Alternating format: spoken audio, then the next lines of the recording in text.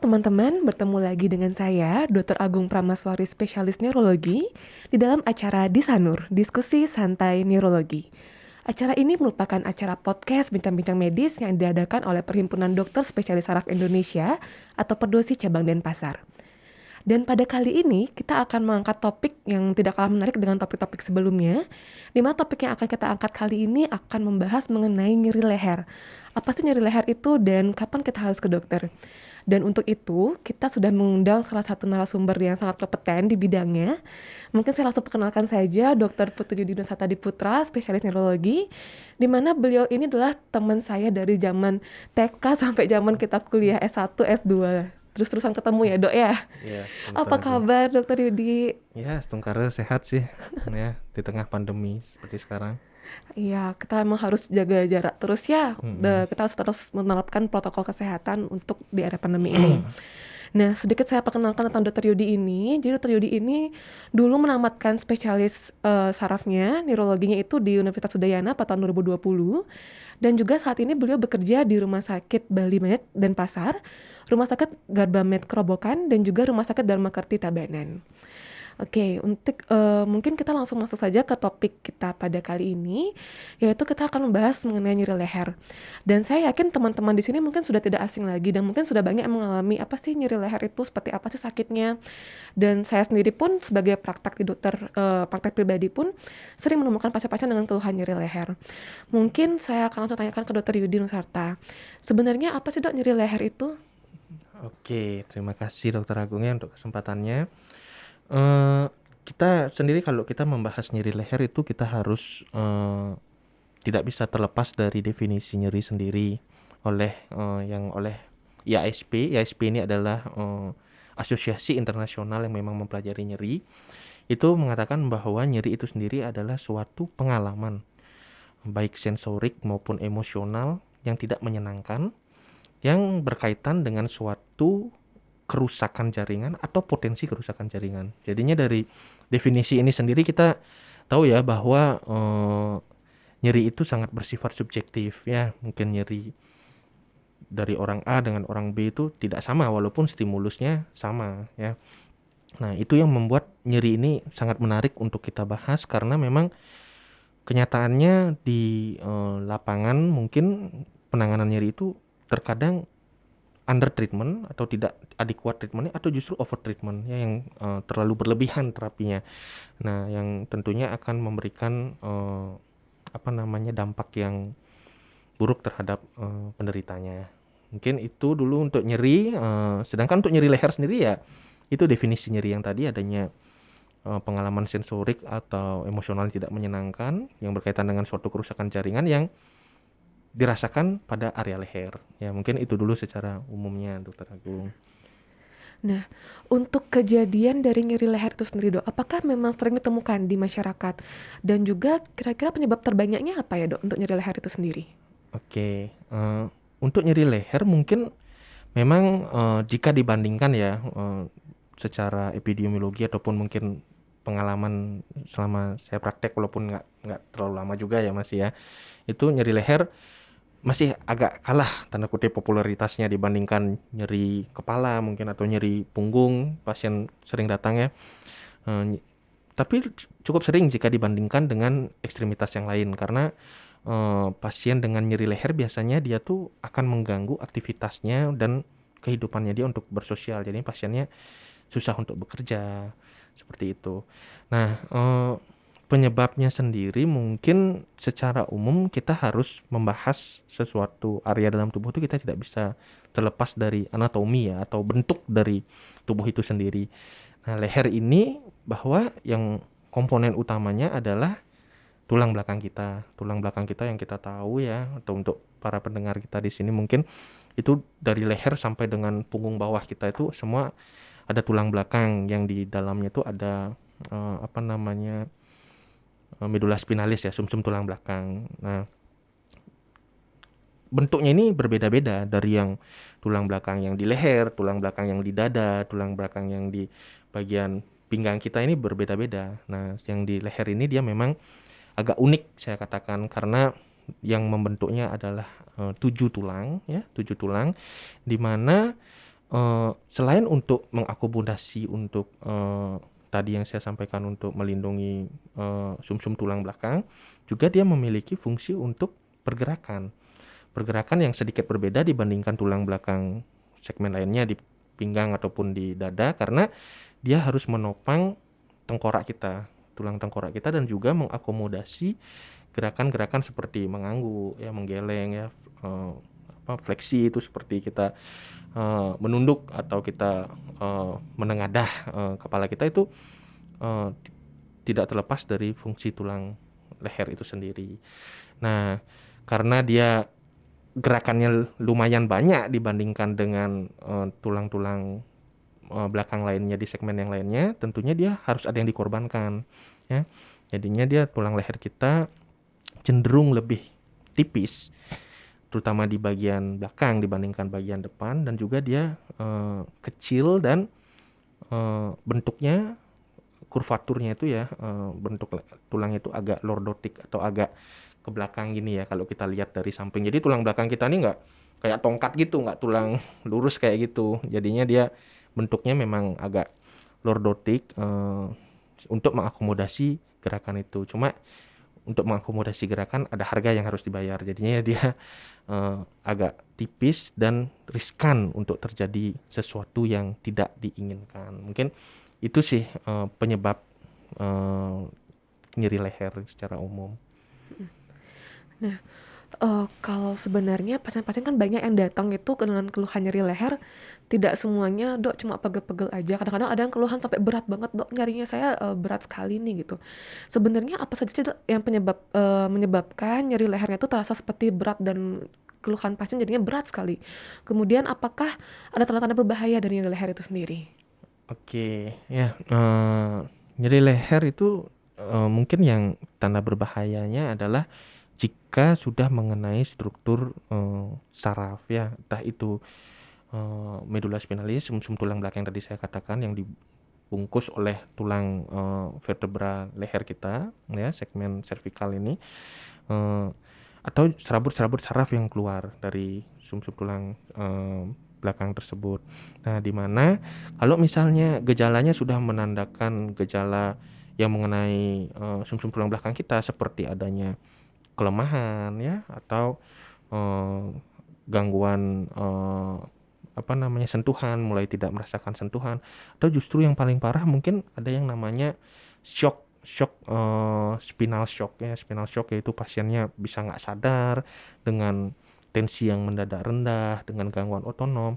Itu merupakan suatu kegawat daruratan yang tentunya yang menjadi fokus kita bukan hanya nyeri lehernya saja sekarang pada saat sudah terjadi gejala seperti itu, tetapi lebih ke fungsi saraf dan fungsi vital penderitanya ke depannya, seperti itu.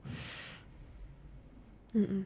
Nah, kalau kan seperti dokter bilang tadi, memang nyeri leher itu nggak terlalu banyak juga ya pasiennya ya. Sering kan datang itu kan kayak nyeri pinggang. Mm-mm. Terus kalau kita tahu juga nyeri pinggang itu kan bisa disebabkan oleh saraf kejepit. Nah, Mm-mm. kalau di leher mungkin nggak, Dok, terjadi satu saraf kejepit? Oke, mungkin secara teori penyebab nyeri leher kalau bisa saya sebutkan mungkin paling sering yang paling terlihat adalah karena disebabkan karena trauma. Mungkin pasiennya kecelakaan, ya, kecelakaan atau terbentur, itu jelas ya penyebabnya bisa menyebabkan nyeri leher. Selain itu, penyebab-penyebab yang sering adalah adanya discogenic pain. Ya, discogenic pain itu adalah suatu penyebab yang tadi saya katakan bahwa ada sumsum tadi ada di antara 7 tulang itu, dari yang nomor 3 sampai dengan nomor 7 itu ada bantalannya, ya, bantalannya itu yang bernama diskus, ya, diskus intervertebra. Nah, itu untuk berfungsi untuk untuk bantalan supaya tidak tulang itu bergesekan dan menyebabkan nyeri. Nah, tetapi pada suatu kasus tertentu bantalan ini bisa terjadi robekan, ya, karena bantalan ini sendiri memiliki 2 lapisan, ya, yang di luarnya itu namanya adalah annulus fibrosus, ya, dia kuat sebenarnya, diciptakan untuk kuat, sedangkan di tengahnya itu adalah cenderung berisi proteoglikan atau seperti cairan, ya, cairan. Jadinya ketika itu robek ya, anulus fibrosusnya itu akan menyebabkan herniasi atau merembesnya cairan atau struktur-struktur yang ada di dalam diskus itu, yang akhirnya menyebabkan penekanan terhadap saraf-saraf di sekitarnya. Nah, ini bisa terjadi di mana aja. Paling sering memang di punggung bawah, di segmen lumbal kita.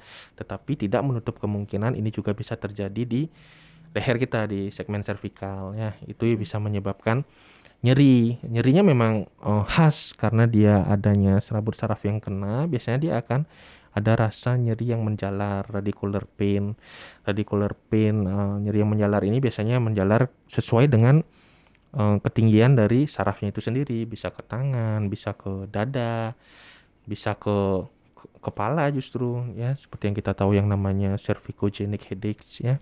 Itu karena memang disebabkan karena adanya gangguan dari diskus itu sendiri yang menekan saraf.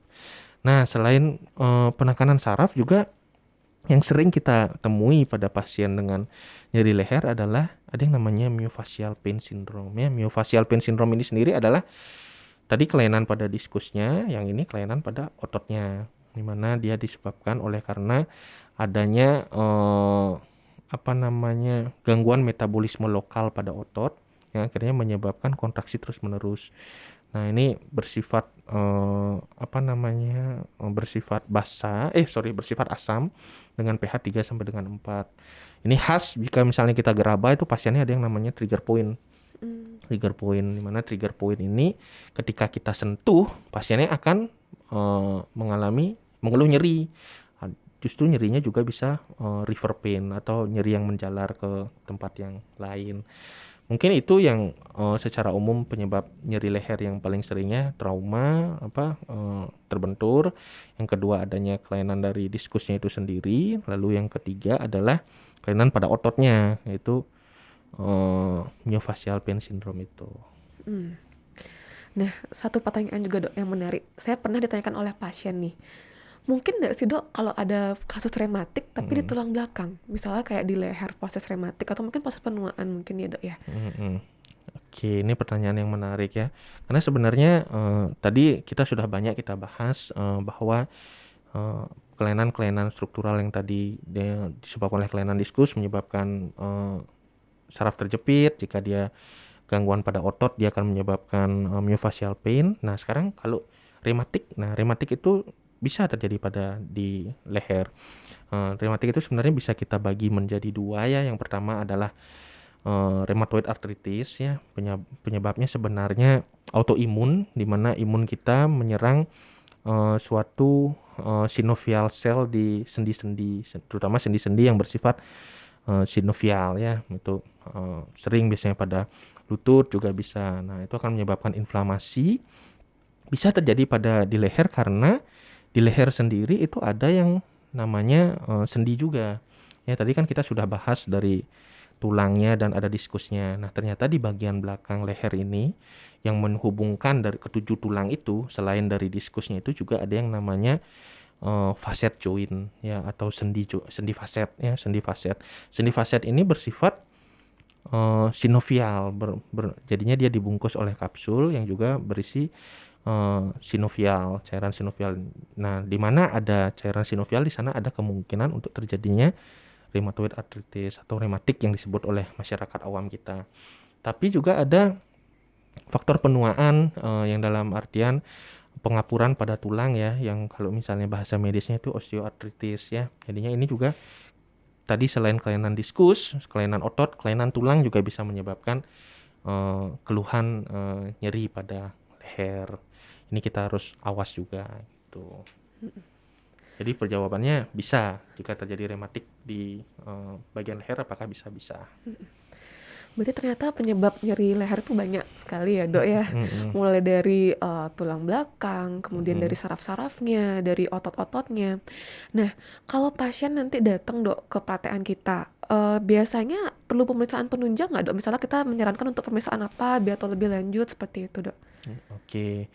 Ya kan tadi kan kita sudah membahas penyebab-penyebab yang sering. Tentunya kita harus sesuaikan dengan keluhan pasien, dengan wawancara dan pemeriksaan fisiknya.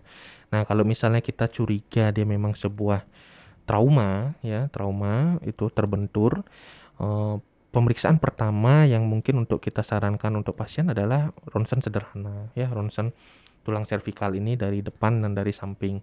Tetapi selain untuk ronsen, CT scan juga bagus untuk mengevaluasi struktur tulang yang terjadi pada tulang belakang kita.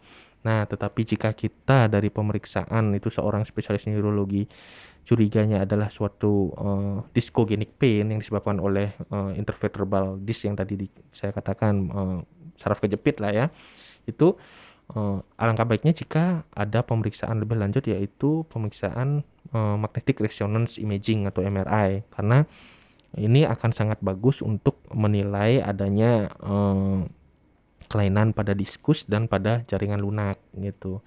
Sedangkan untuk yang otot sendiri mungkin tidak ada pemeriksaan penunjang yang myofascial pain tadi ya, tidak ada pemeriksaan penunjang imaging dalam hal ini untuk menilai langsung kerusakan ototnya. Kita lebih ke palpasi karena untuk mencari trigger pointnya yang memang secara praktek dan teori itu memang bisa terpalpasi dengan mudah. Nah, untuk tambahan sendiri untuk discogenic pain sendiri yang tadi saya sampaikan untuk saraf kejepit, biasanya ini kan tergantung keparahannya. Mungkin kita bisa kasih obat dulu, atau jika yang parah sekali, opsi operasi mungkin bisa menjadi pilihan. Nah, biasanya ada pemeriksaan tambahan untuk memastikan selain kerusakan struktur fungsinya bagaimana. Nah, ini bisa kita sarankan pasiennya untuk melakukan pemeriksaan NMG namanya, seperti itu untuk memeriksa kecepatan hantar saraf dari masing-masing segmen tulang. Jadinya memastikan ini apakah diskus nomor 1 kena, nomor 2 kena, nomor 3 kena, dari pemeriksaan fisik dan MRI yang sudah dilakukan untuk persiapan untuk operasi mungkin di kemudian hari. Mungkin itu yang bisa kita sampaikan untuk kasus-kasus yang sering. Nah, tetapi mungkin ada kasus-kasus yang jarang seperti stroke pada pembuluh darah di leher, tidak menutup kemungkinan karena salah satu khas yang dari tulang belakang yang segmen leher ini, dia memiliki foramen yang khusus untuk pembuluh darah vertebra ya, vertebra arteri, yang jika misalnya kita kalau sering ke tukang cukur itu ya, kita atau kiropraktik ya, atau manipulasi yang salah yang tidak kita inginkan, itu bisa menyebabkan suatu diseksi, suatu robekan pada pembuluh darahnya, itu yang bisa juga datang dengan keluhan nyeri leher. Nah, mungkin kita harus waspada juga. Nah, di sana mungkin pemeriksaan yang lebih tepat adalah pemeriksaan dengan angiografi untuk memastikan bagaimana robekannya, atau memastikan kerusakan pembuluh darahnya ada atau tidak gitu.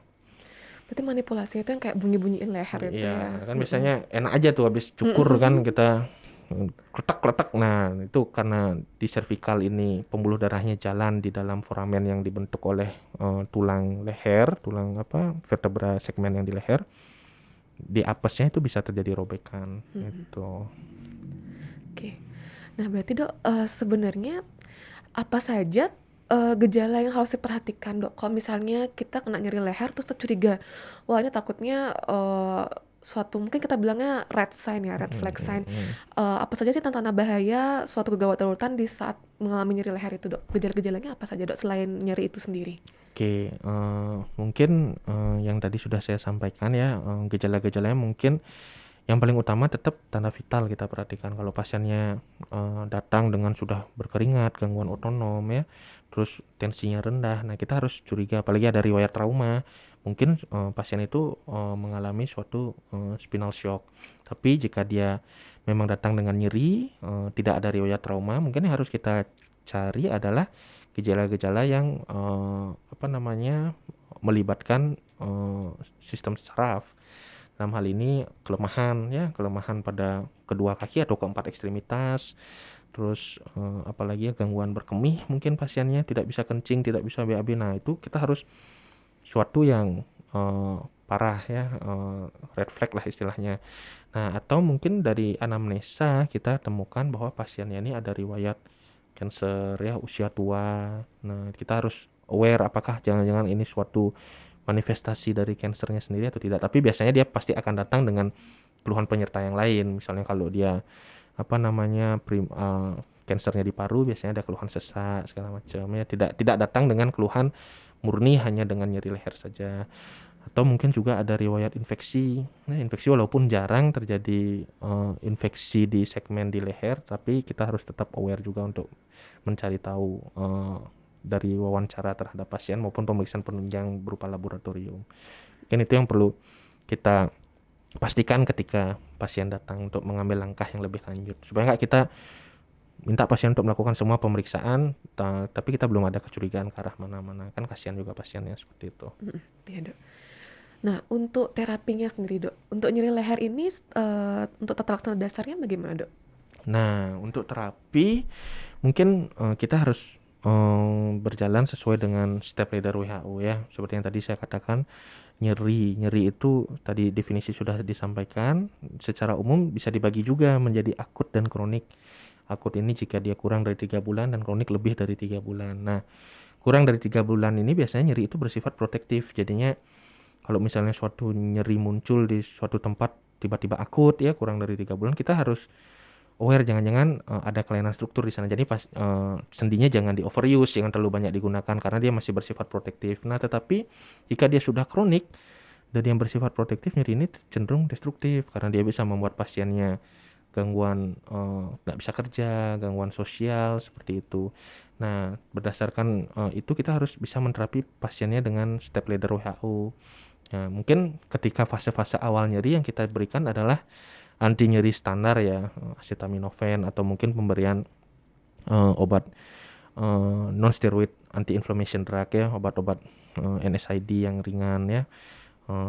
Mungkin juga ada tempatnya jika pasiennya dengan skala nyeri, kalau kita nilai nyeri sekali, kita bisa memberikan golongan opioid ringan ya seperti tramadol, walaupun kita harus memastikan untuk pemberian terapi ini fungsi ginjal, fungsi hati dan juga gejala-gejala penyerta efek samping lainnya harus kita monitoring, terutama untuk pemberian obat-obatan opioid yang untuk jangka panjang itu sangat berbahaya. Mungkin itu secara medikamentosanya gitu. Tentunya juga kita harus memberitahu pasien tidak hanya bisa mengandalkan obat-obatan saja. Kita harus edukasi pasien untuk merubah gaya hidupnya. Mungkin pasien yang suka memberikan beban di leher, kita minta pasiennya untuk merubah gaya hidupnya itu. Yang kedua, mungkin kita bisa sarankan untuk pasien menggunakan collar brace ya. Kalau dia misalnya memang sangat nyeri sekali, ini mungkin membantu pada fase 6 bulan awal ya. Itu pasien yang dengan nyeri seperti ini bisa membantu untuk mengurangi nyerinya begitu. Nah, kan karena nyeri ini bersifat seringkali yang kayak Dokter Yudi bilang tadi bisa bersifat kronis ya, Dok ya. Jadinya emang sering pasien tuh datang sudah keluhan nyeri lebih dari 3 bulan seperti itu. Apakah boleh pasien minum obat terus-terusan, Dok? Ataukah ada terapi lain yang dapat diberikan selain minum obat-obatan rutin? Oke. Sebenarnya tergantung dari penyebab dasarnya ya. Nah, yang apes kan kalau misalnya kita pasiennya minum obat nyeri NSAID atau acetaminophen itu terlalu panjang. Sedangkan mungkin penyebabnya adalah yang tadi saya bilang penyebab penyakit sendi ya, entah itu rheumatoid arthritis atau osteoartritis pada fascial joint-nya.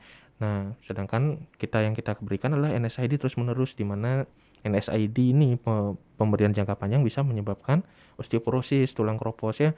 Ini pasiennya sudah jatuh tertimpa tangga nanti. Ya, jadinya kita kasih terus pasiennya padahal dia sudah ada inflamasi di sana, kita buat kropos lagi, tulangnya semakin parah. Sebenarnya ada banyak sekarang ya pilihan terapi yang bisa kita gunakan. Contohnya mungkin misalnya pada articular disease yang tadi saya sampaikan, rheumatoid arthritis, itu ada yang namanya pemberian injeksi langsung ya di fascial joint-nya. Atau justru yang paling bagus, ya enggak sih yang paling bagus ya, maksudnya yang mungkin saat ini belum ada tersedia di Bali ya, enggak di seluruh rumah sakit Bali belum ada, itu karena kalau nyerinya sudah kronis, ada tempatnya kita untuk memikirkan kita putus, neurotomi dengan menggunakan radiofrekuensi. Jadinya kita panaskan sarafnya. Untuk facet joint itu sendiri sebenarnya dia yang menyebabkan kenapa orang nyeri pada facet joint karena ada yang namanya medial branch nerve ya. Itu adalah serabut saraf kecil yang cabang dari posterior rami dari sumsum tulang belakang. Itu yang membuat facet joint itu nyeri, bisa merasakan nyeri, otak ini bisa merasakan nyeri dari facet joint. Sedangkan kalau kita kasih obat terus-menerus itu akan berbahaya. Jadinya ada tempatnya pertimbangannya untuk kita neurotomi, kita ablasi, kita bakar sarafnya sehingga pasiennya tidak akan merasakan nyeri lagi. Walaupun ini masih kontroversial ya, cuma menurut saya kalau dia memang nyerinya sudah kronis, nyeri itu sendiri bersifat lebih destruktif dibandingkan protektif gitu. Mungkin kalau pada fase awal kita masih bisa memikirkan yang lain, pemberian obat-obatan, tetapi jika sudah melewati batas waktunya kita harus mulai mempertimbangkan rediagnosa lagi apakah benar penyakitnya yang kita pikirkan atau kita pikirkan terapi yang lain yang bisa membantu pasien fungsinya kembali seperti semula. Seperti itu.